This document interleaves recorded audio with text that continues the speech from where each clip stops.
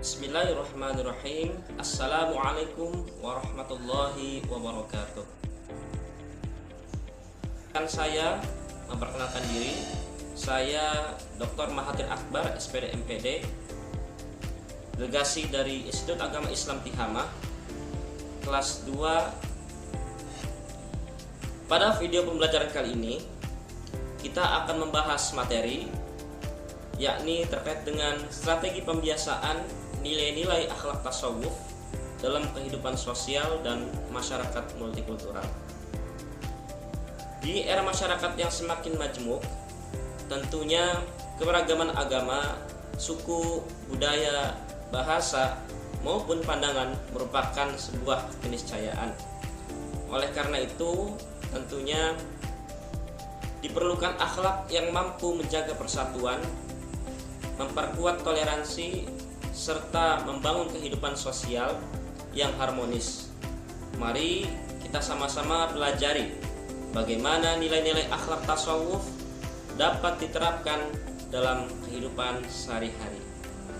Baik, selanjutnya kita akan membahas terkait dengan tujuan pembelajaran. Di sini kita akan membahas pelajari. Yang pertama adalah memahami konsep dan nilai-nilai akhlak tasawuf yang relevan dalam kehidupan sosial. Kemudian yang kedua adalah menganalisis pentingnya pembiasaan akhlak tasawuf dalam membangun hubungan sosial yang harmonis. Yang ketiga, mengidentifikasi strategi pembiasaan akhlak tasawuf dalam masyarakat multikultural. Dan yang terakhir atau yang keempat adalah menerapkan nilai-nilai akhlak tasawuf secara konsisten dalam kehidupan sosial dan masyarakat multikultural.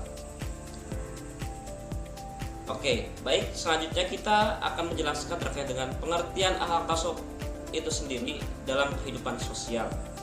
Dari pengertiannya bahwa akhlak tasawuf adalah proses penyucian jiwa atau dalam bahasa Arab disebut sebagai tazkiyatun nafs yang melahirkan perilaku mulia atau disebut sebagai akhlakul karimah dalam hubungan dengan Allah Subhanahu wa taala pada sesama manusia dan juga lingkungan, atau yang disebut sebagai hablum minallah, hablum minan nas, dan hablum minal alam.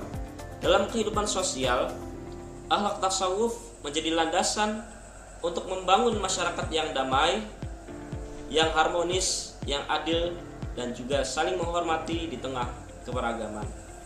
Sebagaimana difirmankan oleh Allah yang bunyinya a'udzubillahi minasyaitonirrajim, bismillahirrahmanirrahim, qad aflaha man zakkaha wa qad khaba man dassaha. Dan selanjutnya kita akan membahas terkait dengan apa sih tujuan kita mempelajari dan juga menerapkan nilai-nilai akhlak tasawuf. Yang pertama adalah untuk membersihkan hati dari sifat tercela. Kemudian yang kedua adalah membentuk akhlak mulia. Yang ketiga adalah mewujudkan hubungan sosial yang harmonis. Dan yang keempat adalah menjadi pribadi yang bermanfaat bagi masyarakat. Sehingga keseluruhannya adalah akhlak yang baik adalah cahaya yang menerangi hubungan kita dengan sesama. Selanjutnya kita akan membahas terkait dengan nilai-nilai akhlak tasawuf yang relevan dalam kehidupan sosial. Nilai-nilai akhlak tasawuf menjadi pedoman yang penting dalam membangun hubungan sosial yang harmonis, toleran, dan penuh kasih sayang di tengah masyarakat multikultural. Yang pertama adalah nilai ikhlas, yaitu melakukan kebaikan karena Allah semata tanpa mengharap pujian ataupun balasan. Kemudian yang kedua adalah kasih sayang atau rahmah, yakni memperlakukan orang lain dengan cinta, empati, dan juga kepedulian. Dan yang ketiga adalah tawadhu atau rendah hati, yakni bersikap rendah hati, tidak sombong, dan menghormati setiap manusia. Dan yang keempat adalah adil, yakni bersikap adil dalam ucapan, tindakan, dan juga memberi hak kepada setiap orang. Yang kelima adalah ta'awun, tolong menolong, di mana ta'awun ini adalah saling membantu dalam kebaikan dan tidak membeda-bedakan, dan juga tidak melakukan kebersamaan dalam melakukan keburukan.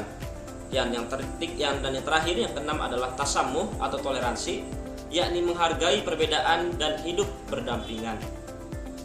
Selanjutnya adalah strategi pembiasaan nilai-nilai akhlak tasawuf dalam kehidupan sosial dan masyarakat multikultural. Kita akan pelajari terlebih dahulu apa itu strategi. Strategi adalah langkah terencana dan berkelanjutan untuk membiasakan nilai-nilai akhlak tasawuf agar menjadi karakter yang melekat dalam diri individu dan tercermin dalam kehidupan sosial. Nah, apa saja langkah-langkah strategi pembiasaan itu? Yang pertama itu adalah keteladanan, di mana keteladanan ini adalah memberikan contoh nyata dalam bersikap dan juga berperilaku sesuai nilai akhlak tasawuf sehingga dapat ditiru oleh orang lain. Kemudian yang kedua adalah pembiasaan kegiatan positif, yakni melakukan kegiatan rutin yang menumbuhkan nilai-nilai akhlak tasawuf secara konsisten dalam kehidupan sehari-hari.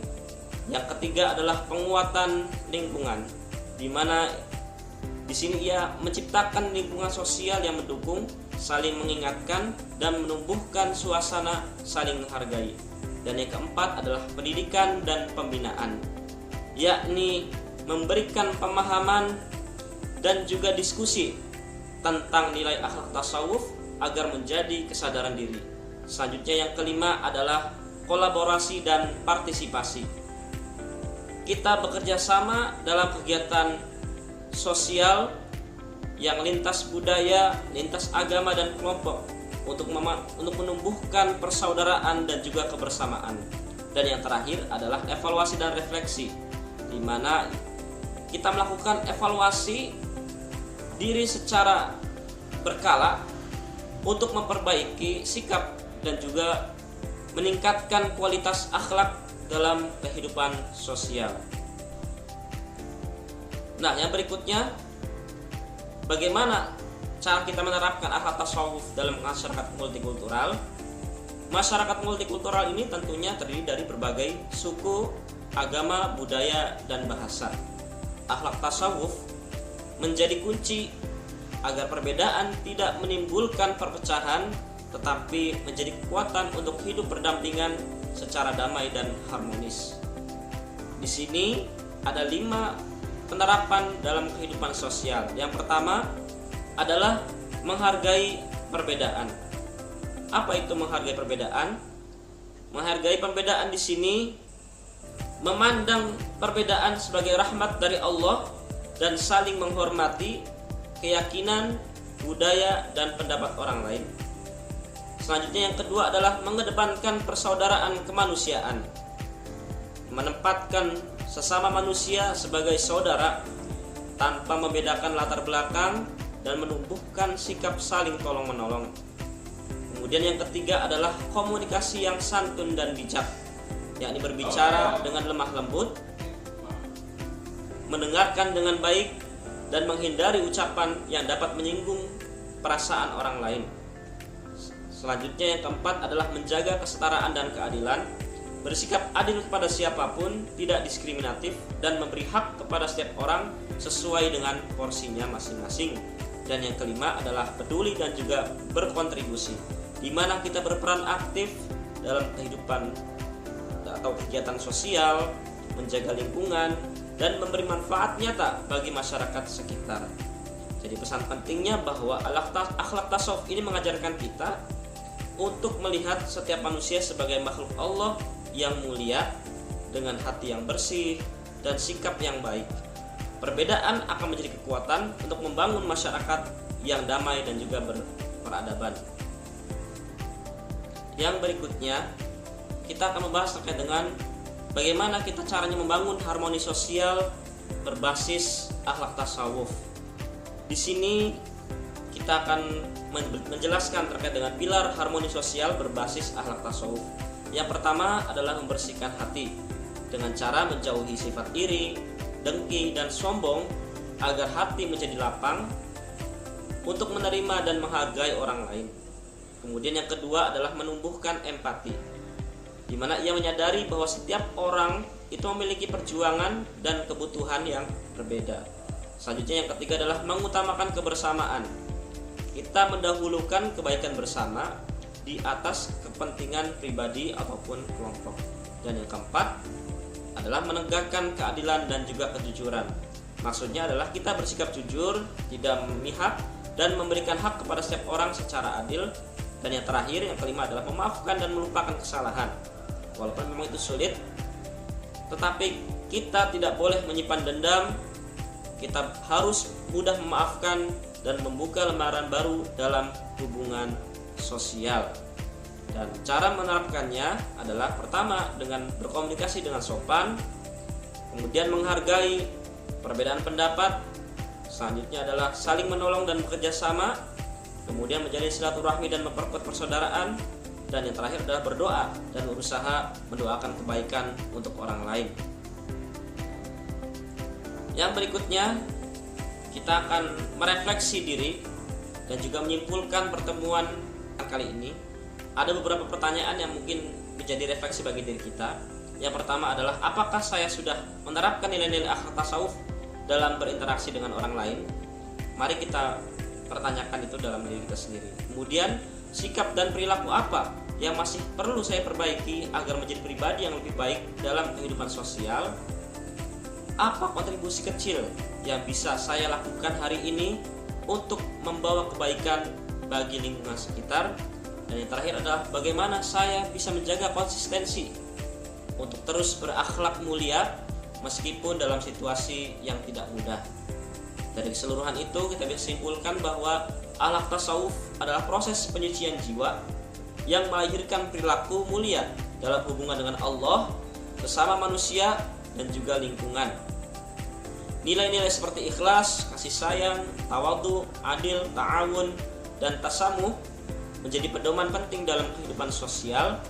Penerapan akhlak tasawuf mampu mewujudkan kehidupan sosial yang harmonis, menghargai perbedaan, dan penuh kedamaian. Kemudian harmoni sosial berbasis akhlak tasawuf itu bisa dibangun melalui komunikasi yang baik, empati, kepedulian, keadilan, dan juga kerjasama. Dan yang terakhir, kesimpulan kita kali ini adalah dengan akhlak tasawuf kita dapat menjadi pribadi yang bermanfaat, membawa rahmat bagi masyarakat, dan menjadi teladan kebaikan. Tentunya kalau kita garis bawahi bahwa akhlak tasawuf bukan hanya untuk diri sendiri, tetapi untuk menghadirkan kedamaian, keberkahan, dan kebaikan bagi semuanya. Oke, itu saja yang mungkin bisa saya sampaikan. Semoga bermanfaat dan bisa kita amalkan bersama-sama di kehidupan nyata dan di realita masyarakat. Untuk pertemuan selanjutnya, kita akan membahas terkait dengan nilai-nilai apa saja yang bisa kita kembangkan dalam masyarakat, khususnya dalam menerapkan akhlak tasawuf. Untuk itu, silakan teman-teman bisa pelajari terlebih dahulu dengan membaca artikel ataupun buku yang nanti akan Bapak share di link yang akan Bapak kirim di grup WhatsApp. Itu saja yang mungkin bisa saya sampaikan. Kurang lebihnya mohon maaf. Semoga bermanfaat. Wal-'afwu minkum wallahu muwaffiq ila aqwamit thoriq. Wassalamualaikum warahmatullahi wabarakatuh.